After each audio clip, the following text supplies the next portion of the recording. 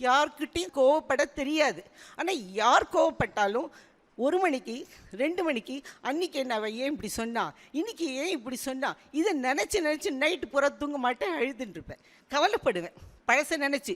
ஆனால் நான் யாரையும் கோவப்பட மாட்டேன்.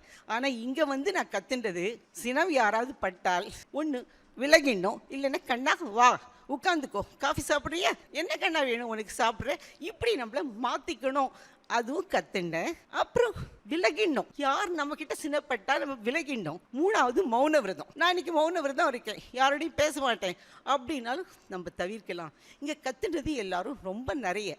இது ஒரு ஃபேமிலி மாதிரி இருக்குது. குடும்பத்திலேருந்து வெளியில் வந்து இன்னொரு குடும்பத்தில் இருக்கா மாதிரியே ஒரு ஃபீலிங்ஸ் இருக்குது.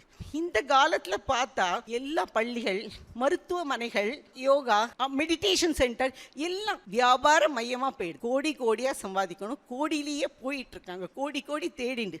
ஆனால் இந்த மையம் மட்டும் நான் பார்த்த அளவு சாதாரண மக்களுக்கும் நன்மைக்காக தொண்டு செய்யும் தன்னலமற்ற மையமாக நான் காண்கிறேன்.